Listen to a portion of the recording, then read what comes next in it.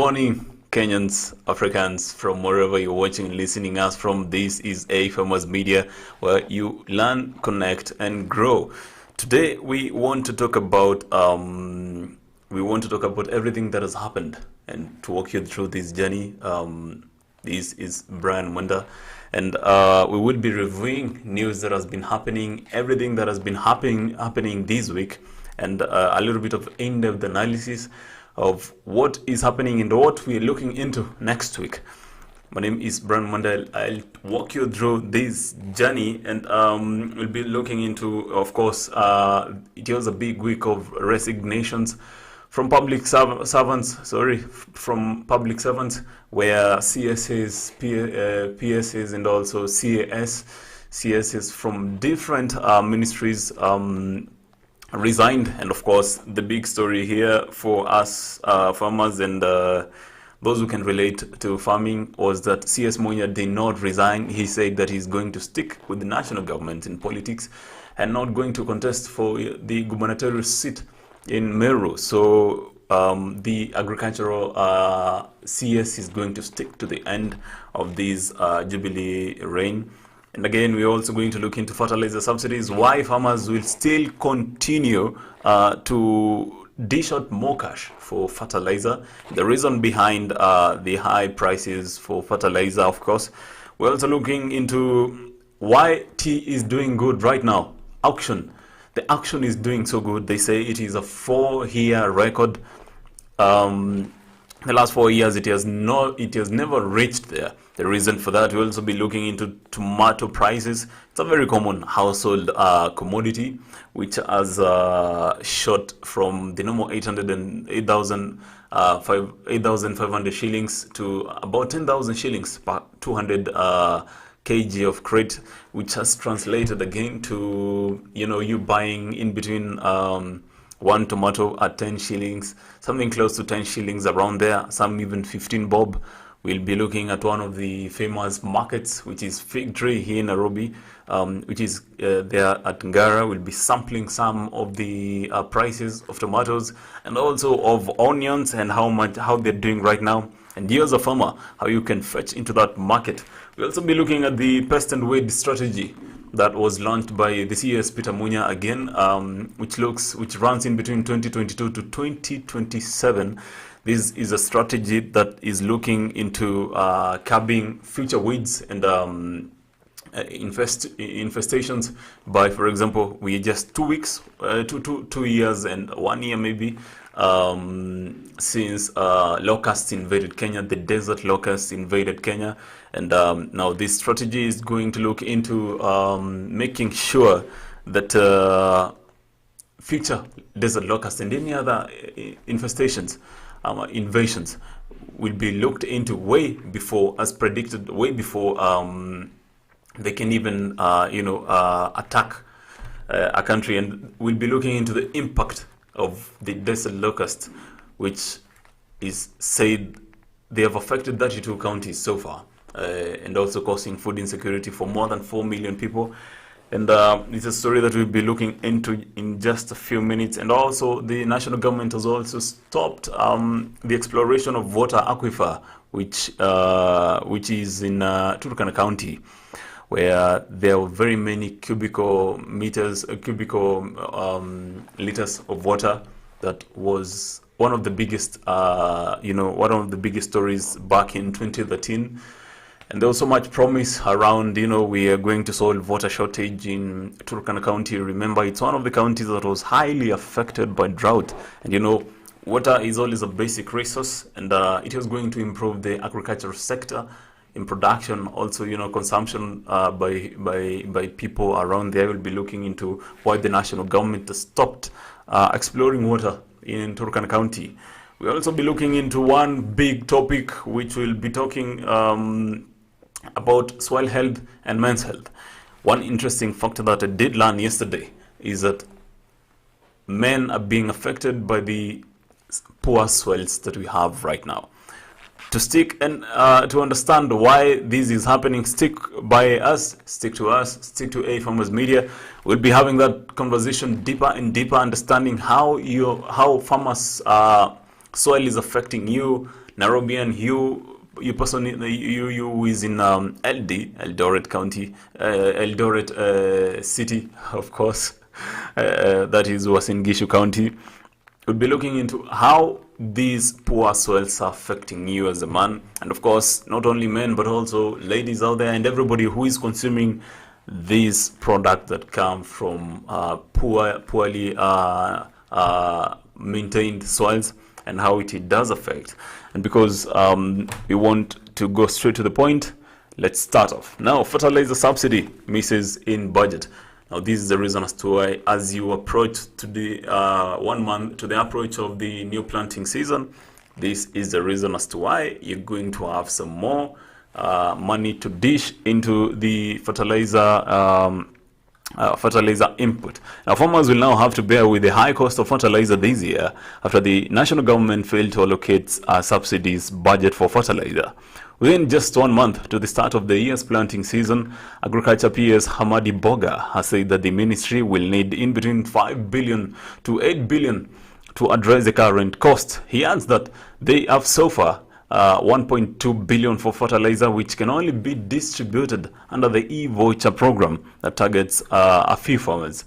The PS says that it is unlikely that the current cost will come down by planting time because of the high global prices amid a shortage of funds for subsidy.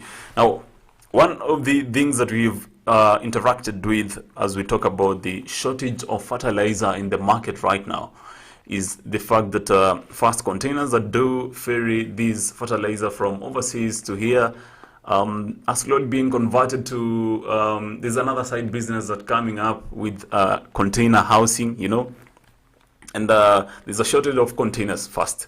Also, in terms of gas, that's another story that I'll bring an expert who is going to talk to you as a farmer and understand the reason as to why, how gas is affecting, shortage of gas is affecting fertilizer globally, not only Kenya. So the shortage of fertilizer is not only in Kenya, it's also globally. And of course, the national government now says it only has 1.2 billion for fertilizer, which can only be distributed to farmers, to just a few farmers on e-voucher program. It is a story that we will continue following and understanding how you as a farmer can look for alternatives for fertilizer. We have quite a lineup for some of the products that you can use to help enhance the little fertilizer that you can have. You know, it is 1 month, actually less than 1 month to the planting season. So we will be looking into some of the products that you as a farmer can use, of course, to reduce the input of fertilizer and also optimize the input of fertilizer. Of course, we're going to look into that. And also now, let's go to tea, which is on a 4 years high demand. Now, tea prices at the Mombasa auction hit a 4-year high this week amid a rise on the demand for demand in key for the global market. A kilo averaged at 301 shillings and 17 cents, up from 289 and 81 cents in the past 2 weeks. This is according to the East African Tea Trade Association weekly data report. The last time the commodity sold above 295 shillings and 49 cents mark was in between 2017 and 2018. Tea prices in the auction have remained stable since mid last year, with the introduction of reserve price, which is 276 shillings and 17 cents, ensuring that this price does not drop below the preferred $2 a kilo. Now, this is a story that we are following because the tea prices are hitting a 4-year high. In the last 4 years, we've never seen these prices. And you know, the closest that it did come in the last 4 years was in between 2017 and 2018, where 1 kilo of tea was being sold at 295 shillings and 49 cents. Is it being translated to the farmer down there? Well, it is a case of wait and see. We are going to also talk to an expert who is going to help us understand if these prices will still reflect to the farmer, because the higher the demand for the commodity, The lower the supply, of course, the higher the prices. So we want to understand if our farmers are going to benefit from the rise in prices at the Mombasa tea auction. We will be following up on that. And now let's talk about a very hearty conversation, because we all have homes where we go back to, and it is one of the most used commodity, household used commodity. I'm talking about tomatoes. Now, tomato prices have shot to 10,000 shillings per 200 kg of crate, and the prices which were previously at 8,500 to now have shot to in between 9,000 to 10,000 shillings in Nairobi, driven by the high demand occasioned by the current dry weather that has led to a shortage of the commodity. Remember, there has been no rains, and actually if there was some rain in January, that was hawks rains that will not help so much. So right now the commodity has some shortage. Now the approximate price range for a kilogram of tomato is 310 shillings and 310 shillings and 15 cents. In Nairobi Factory Market, for instance, consumers pay 10 shillings for one small tomato fruit, up from 5 shillings 3 months ago. Now that is the one that it's just an average sized, buying for 10 shillings. And it is an interesting time. I do remember last year sharing some memes here and there. Tomato prices have risen more than the normal expensively quoted commodities. And I think we're looking into going back to those memes again, because tomato prices are going high. Now the Ministry of Agriculture expects that the current shortage will persist until April at the onset of long rains. Kenya produces an average of 283,000 tons of tomatoes annually, against a demand of 300,000 tons. Now that is a deficit of 17,000 tons. And of course, looking at even the seasonality of where we are right now, where there are no rains, you can see 17,000 tons. Normally, on a normal year, we are having a deficit of 17,000 tons of tomatoes, and now we are from a dry year, 2021, where we had drought, of course.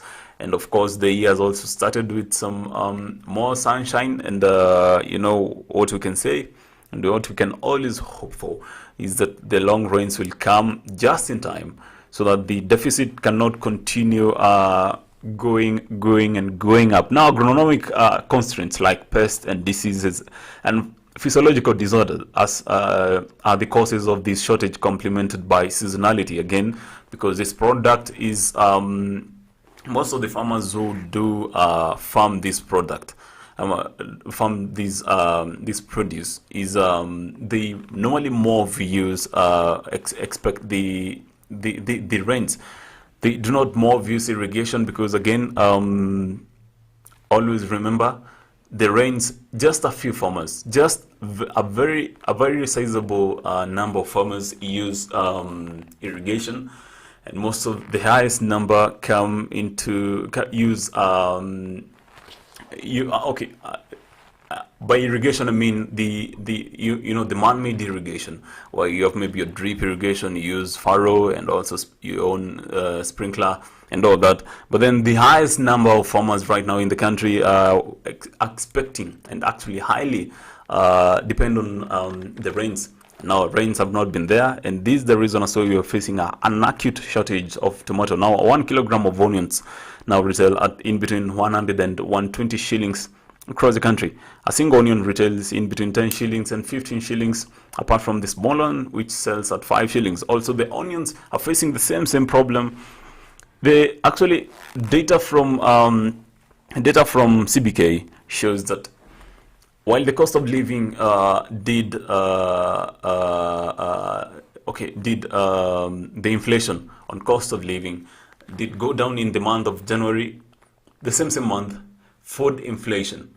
And food inflation, because inflation is always divided into different types of inflation. We have, for example, electricity. Electricity did go down, but then food inflation went up, and part of the reason is because of some of these things that you're seeing: tomatoes going up, onions going up because of seasonality, and also coming from the year that we are from 2021. These are some of the things that we've been expecting to see, but then all we can pray for is that some more rain will come just right in time to help our farmers, and also that even when the rains come, we're going to produce enough, but also that the market is going to also receive in a good way. Because again, the other side of the story is that once the rains are there, the price, the produce is, the farm produce is always, the supply is always high. And of course, the demand, if the demand is always constant, which is K, I would say that the prices always go down. So what we can look into is a controlled way of the market regulating itself. But again, we can do less when it comes to supply, demand. Actually, you can do less when it comes to demand, but then you can do something on supply. What you can do is that you can invest as a farmer, as a smallholder farmer. You can invest into some of the best ways for irrigating your farm without necessarily waiting for rains, long rains, short rains, and everything around there. So, and it's one of the conversations that we are going to talk about next week. We're going to compare furrow irrigation versus drip irrigation. We're going to compare drip irrigation versus, your normal sprinkler, which we see it's a little bit cheaper to have a normal sprinkler. But then where does drip irrigation compare with sprinkler? We're going to have that conversation with our expert Noah Nasiali, our in-house expert Noah Nasiali. We're going to also look into the cost implication of having a drip irrigation, how much you just need to invest into your drip irrigation, how you can raise that amount of cash, considering that you're a smallholder farmer. So next time you can be the one supplying tomatoes to the farm, to the market in such a time. So we'll be looking into that next week. So it's one of the big topics that we are going to look into, and you should just wait just in time. Now let's go to pest and weeds management strategy, which has been launched by the Ministry of Agriculture on migratory and invasive pest and weeds management. Now this strategy runs in between 2022 and 2027 and provides a framework for dealing with invasion, including the recent desert locust that over the last 2 years has posed a severe food security threat to over 4 million people, affecting 32 counties in Kenya. Speaking while gracing the launch, Agriculture Cabinet Secretary Peter Munya has noted that the lessons learned from the desert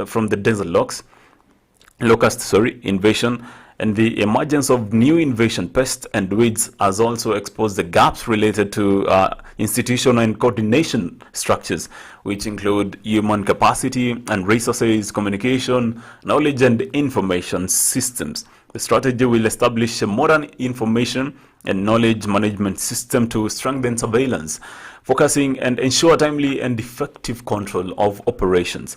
Now, what this strategy looks into is next time there is an invasion of locust, of course, in the country, there will be a focusing on the same. There will be enough systems to help how to deal with these desert locust and anything else that comes after these desert locust. Remember, desert locust hit even way before COVID 2020, and the damage that they've caused has been felt by more than 4 million Kenyans who have now been rendered food insecure. Remember, food security was one of the key agendas of the Jubilee government, and locusts have come in hand to be one of the biggest challenges that the Jubilee government has faced, both in terms of food security and also controlling them as even future, I will call them pandemic, because they've been here with us for a long time, and we are looking into, well, if this strategy is going to be the solution to the challenges you're facing right now. Now, one of the biggest stories that happened, that broke in 2013, was the water aquifer the water aquifer in Turkana County. It was one of the biggest solutions that we thought will also enable Turkana County to be water to rely on their own water.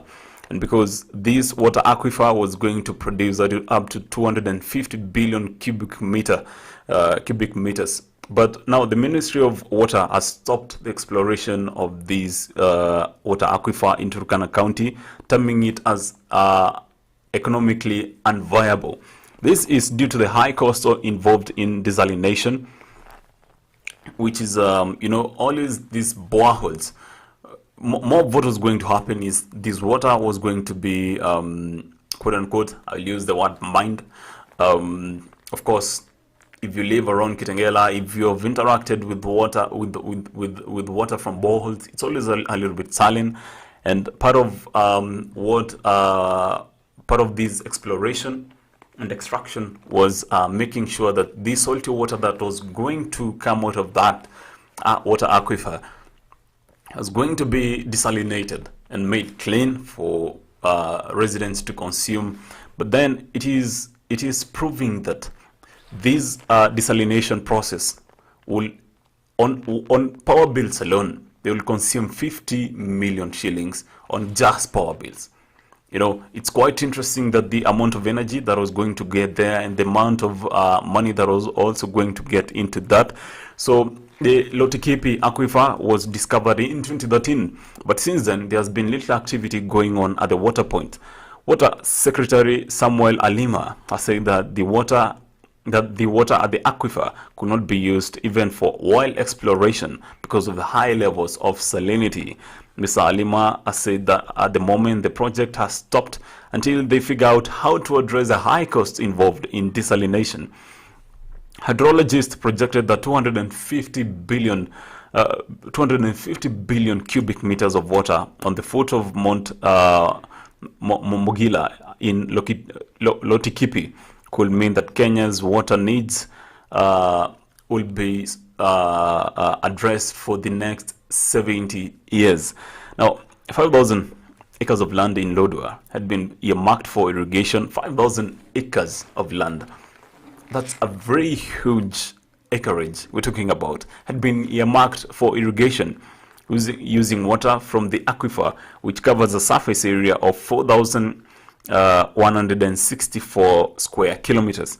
Now, these are stories that we just continue looking into because according to when the story broke in 2013 that there was a water aquifer that was going to take care of Kenya's water needs for the next 70 years. It's one of the big stories, of course, that did break that time, because that will help residents of Turkana County and also even the country, of course, first be food secure, and of course also even be used for households. But then it is quite interesting that the exploration of that water aquifer has stopped because of the high cost of desalination alone, and much more that comes with the exploration of such a huge project. It's also a story that we'll continue following up and knowing how the Ministry of Agriculture, the Ministry of Water, is going to solve this issue of the economic viability of the water point. Now, it has been a very quite interesting week for people out there, for more so politicians, for more so cabinet secretaries who wanted to now vie for elective positions come the 2022 August 9th polls. Now, one of the people that we thought, there were ups and downs, perceptions and stories that CS Munya, the CS for Agriculture, was going to resign and also go focus on his gubernatorial race. Now, CS Munya said that he's, after some wide consultation and some good thinking that came with it, he decided to remain at the Ministry of Agriculture, sorry. And he is going to look into also aiding the Azimio sect of the political divide. And it is quite interesting what we're going to see, because I'm sure Munya has done the story, the job that everybody will credit, and everybody also want to, put in some more job again, some more opinion again on the same thing, comparing the two in between Munya and the previous CS, who was Kionjori. It is quite interesting to see what you'd want to say who has performed better when it comes to the agricultural ministry. Actually, continue sending off your feedback. Tell us, in between Munya and Kionjori, who did you feel, and who do you continue feeling that was well suited for the job? Remember, CS Kionjori was dismissed from the cabinet on claims of corruption here and there. Of course, remember the NCPB scandal and things around that. Also, performance, people had questions about the same. And also politicking. There was high levels of politicking during his time, according to sources. So much has been said, so much will continue being said. Tell us, in between CS Munya and also the previous agricultural CS, Mongi Kionjori, who did you feel the impact that they had in the agricultural ministry? And of course, we continue talking about these stories, more and more coming. We're going to take a short break, but way before we can take a short break, I want to give you a small teaser of the next half we're going to cover.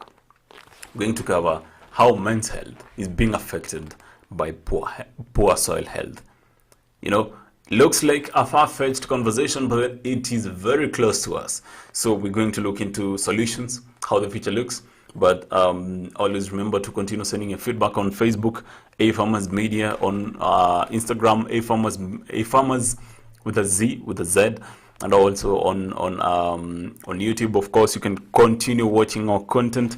We'll be looking and sampling your feedback when we take this short commercial break. In between CS Munya and Mwangi Kionjori, who did you feel the impact? So we take a short commercial break. We'll be back with more.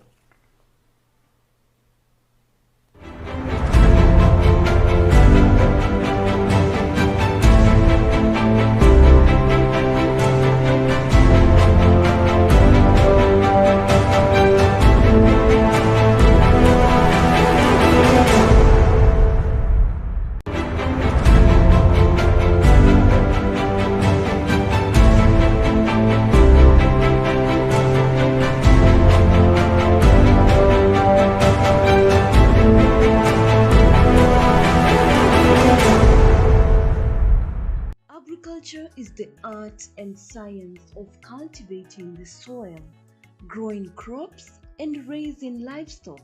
Agriculture provides most of the world's food and fabrics. It is not only a source of food and income, but also creates employment opportunities for many people in the world.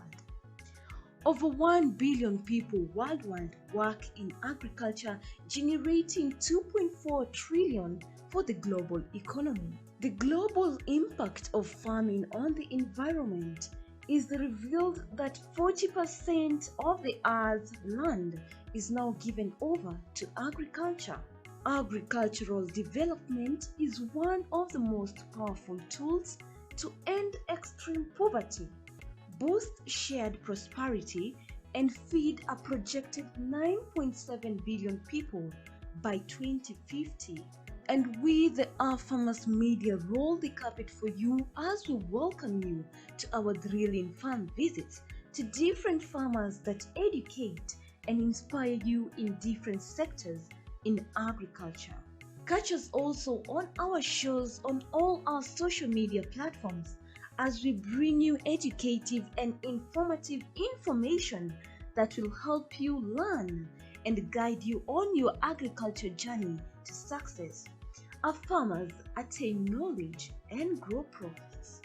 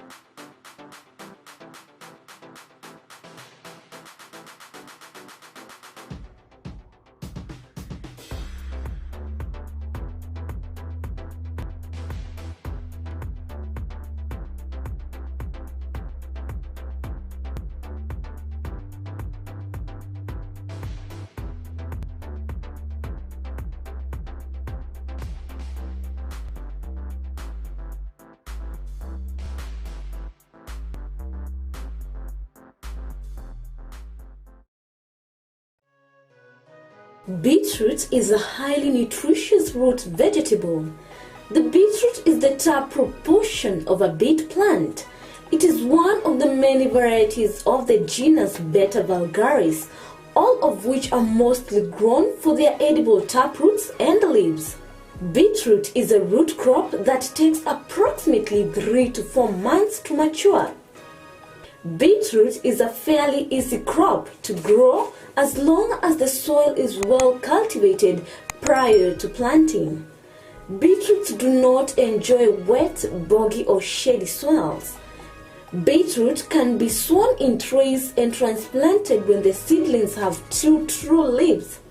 Plant in full sun, space seedlings 10 to 15 centimeters apart, and rows 20 centimeters to 30 centimeters apart so they have room to grow. Beetroots are also ideal for containers or raised beds. Beetroots will happily thrive in small areas as long as there is at least 20 centimeters depth of soil. Beetroot has been used not only for food but also for treatment for numerous conditions.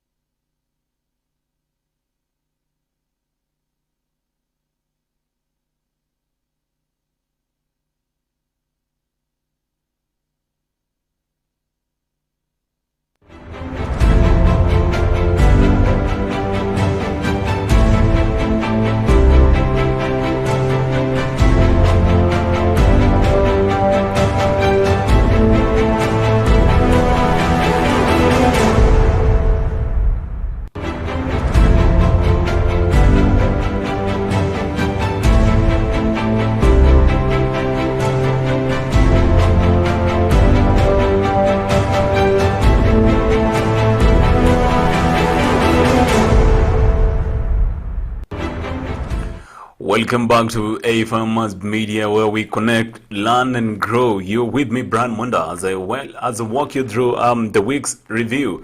What has happened in the big stories of the week, and of course, how they're going to impact you as a farmer. And of course, now, as I promised you, we're going to talk about one very crucial thing that maybe you didn't know, or maybe you just know a little bit of it, and now we're going to explore it. Men's health and soil health. Where do they connect? Now, yesterday, we had this training, and we had this agronomist who comes and tells us one very interesting thing about our health as men is that traditionally foods have been a little bit had more nutritional value because of the soil health that we had. And then the quite interesting thing that has been happening over years is that our soils have been losing some very important micronutrients and macronutrients. And the thing that has also been happening is every time we plant, every time we put in that crop in that soil, you get what you plant. That's the quite interesting thing. And part of those things that have been lost over time in our soils is zinc as a micronutrient. Zinc has been very crucial in the last 2 years, I would say. Zinc has been crucial in terms of helping us maneuver COVID-19. Zinc was crucial, and if you've, for example, went to a doctor, they did recommend zinc, but then, quite interestingly, the zinc that we used to have back in the day is not the zinc that we have in our crops nowadays, because every time we do harvest, we lose some bit of it. We do not put back the zinc that is needed to produce again. Now, I'll give you an example. You have your soil, you have planted, maybe for example, a potato. Now, the soil does not have enough zinc because over time we've been losing nutrients. Over time, we've been losing nutrients, and that's why soil health has been very important. Every time you harvest, always remember to give back what you've taken from it. Now, you have that potato; it's in that soil that has low levels of zinc, and once you consume it, you harvest and then sell it or even consume it, maybe in form of chips, yeah, ukimo, kila kitu wenye tunatengeneza na with potatoes. It is quite interesting. What has been happening is that this zinc does not translate to the zinc that we had back in the day. So once you consume it in your body, the body does not have enough zinc as it does expect, or maybe to fight some of the most crucial diseases that we have, of course, met over time. COVID being one of the biggest challenges that we faced, and zinc was very crucial. So we've been lacking zinc. Where does men health come in? Men who eat potatoes, wow, in terms of chips and everything, bajia, everything that comes as a byproduct of potatoes. Every time you do consume that, you're losing some zinc, and zinc. We were told that zinc is very important for men's health when it comes to the general health, and also when it comes to maybe one day when you're married, you will need a lot of zinc to always help you as a man in your marriage and everything around that. And it is quite interesting how different produce has lost its nutritional value because we do not plow back what we've taken from the soil. And that's why when that conversation rose, the solution to the conversation was always look after the soil that you have. Always make sure that what you take is what you give back, because the soil does not give back its own zinc. The soil stores some these nutrients. Calcium is a very important nutritional value when it comes to even crop and animal and even your human being value, nutritional value. But then over time, even the crops themselves have been affected by the low calcium levels in our soils. And the biggest problem we've been facing is cold. With the extreme levels right now of maybe heat or cold, once maybe there's a cold spell, you find once you visit your farm, close to a huge percentage of your plants are falling down because of the calcium is important when it comes to developing a strong wall against, I would say, a strong immunity against cold, and also making sure calcium is just like human beings.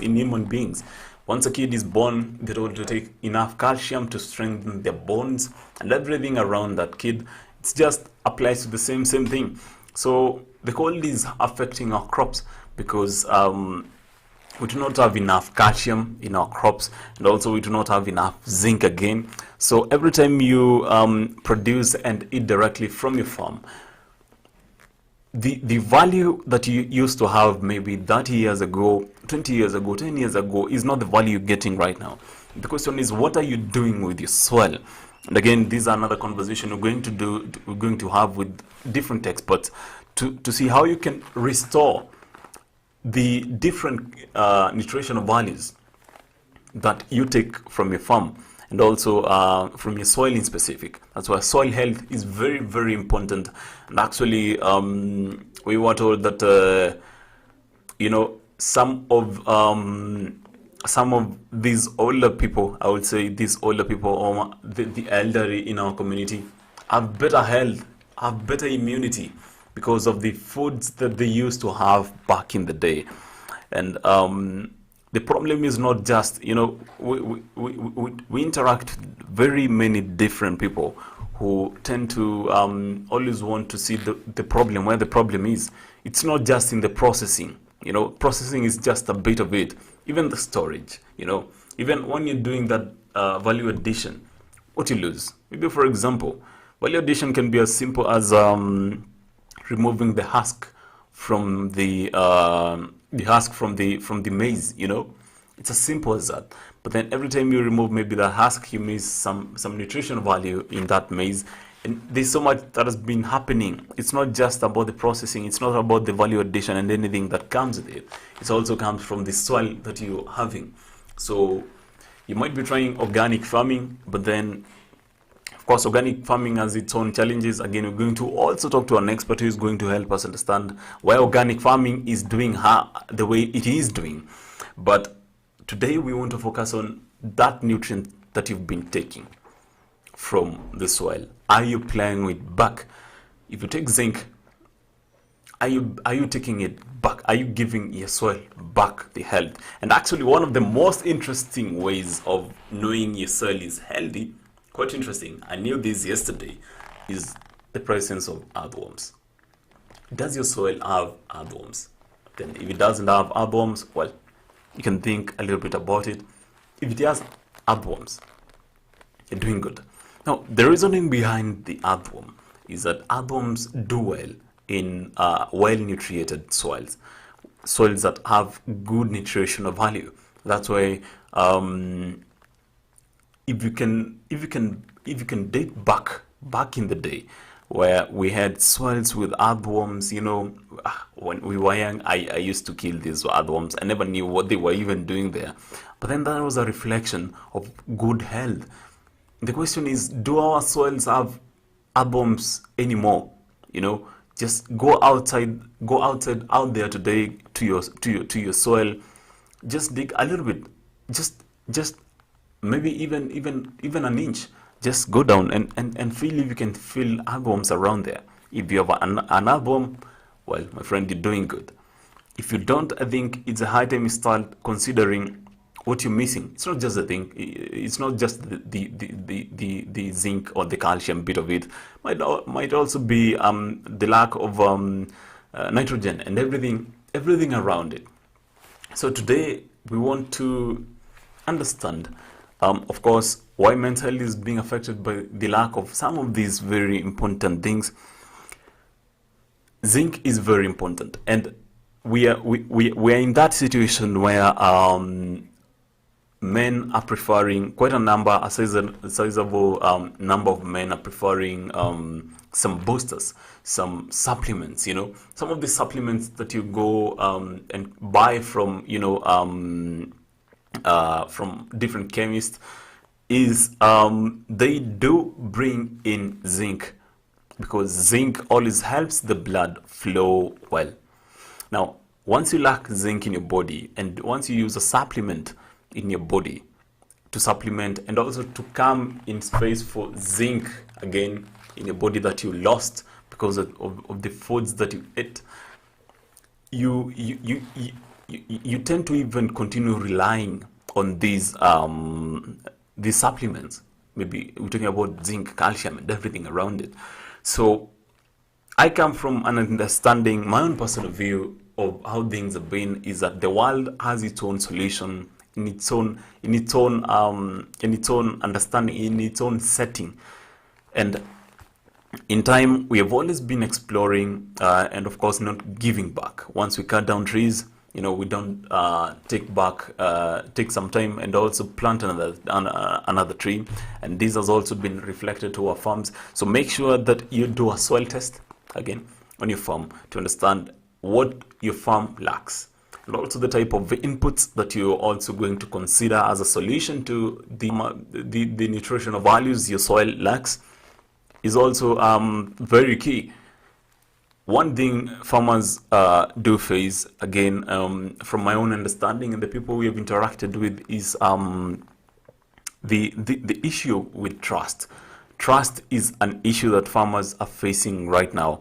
And at some point, I do understand that some of the products out there that have been recommended to, reinstall, your reinstall your nutritional values in your soils and everything. It is something we are working on to make sure that what we do recommend to you works, because we have tested here. This is the difference between us and other media houses, is that we don't just advertise. We take time first before advertising and test some of these products. It's something that we will be advising you. It's in our labs, quote unquote, I would say that. So we will be advising you on some of the solutions that you can provide for your soil. And again, as I said, earthworms, if your farm has some earthworm, it means that the soil is secure. But then if it doesn't, well, it lacks some nutritional value, and the earthworm doesn't want to live in your farm. That's quite interesting. So we'll be looking into that. And of course, I'll leave you with this quite interesting fact that I learned yesterday still, that the length of the roots should be the length of the plant in general. Might be the branches, might also be the length of the fruit or of the plant by itself. But then the longer the roots that you have for your plants, the better. And this has been understood by the fact that roots is where the intake of these nutrients happens. So the more the roots you have, the longer the roots you have, the more the intake. And that's a very quite interesting conversation, and also finding that yesterday I did learn, and I thought I should share with you. So once you go pluck maybe your maize, just look at the length of your roots. How healthy is it? And actually, the longer the roots, the better for you, because the roots are happy, because they're taking in better nutrients as the day goes by, and you're going to have a very healthy harvest. So with that, I'm going to leave you with that for today. We can review news, everything, and how zinc is affecting men's health and everything around there. The man who has been walking you through this journey today has been Brian Mwenda. We'll continue talking about different stuff, of course. As I promised, next week we're going to talk about irrigating your farm, drip irrigation versus furrow irrigation, drip irrigation versus sprinklers, and of course we're going to look into cost implication when applicable, how to raise this money, and of course which works best for you. And of course, because the cost of production also translates to the profits. Remember, we're in agribusiness where we are here to make money out of the science that we're applying. So for this, I'm going to leave you at that. I believe that you're more informed that you came in today. My name is Brian Mwenda. Until next time, continue making money, because that's the only thing we are here for.